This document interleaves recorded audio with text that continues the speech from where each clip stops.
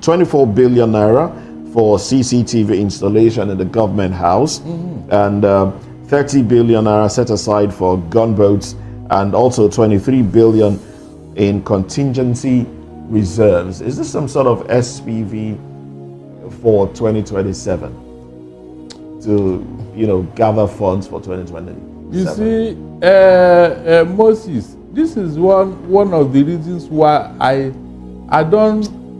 When somebody wants to play pranks, especially on me, it irritates me. Seriously.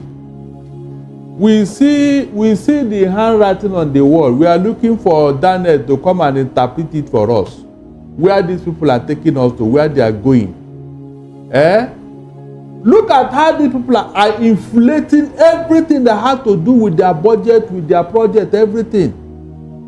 And this is an avenue for what? For corruption. Are you impressed? Are you impressed that the National Assembly is asking the sole administrator to come react to this? What will come out of it? Moses, this is not the first time they are giving that man order to do certain things. Did he listen to him? He's a paymaster in Abuja. Did they even ask him to comply? The answer is capital no. As long as you are doing whatever Tinubu wants, the courts, the National Assembly, the police, the army, they are on their own. It's as simple as that. Mention one thing that asked that man, that sole administrator, to come and explain that he has explained. In fact, does he need anybody to tell him to come and give the breakdown?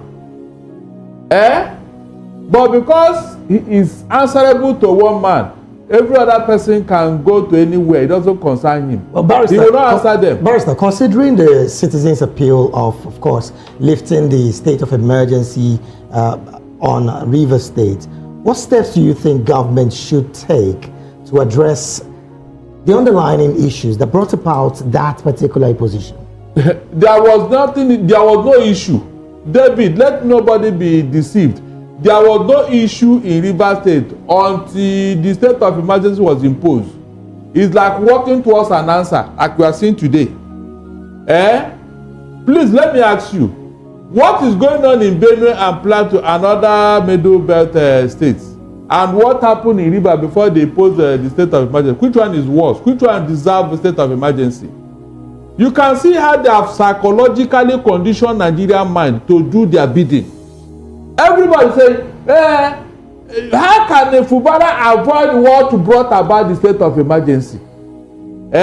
All the things that happened in River that caused it, you ask yourself, what were those things? Do you see why I don't join issues with people when they want to misrepresent facts? What was wrong with Rivers State as at the time this state of emergency was imposed? Nothing. Practically nothing.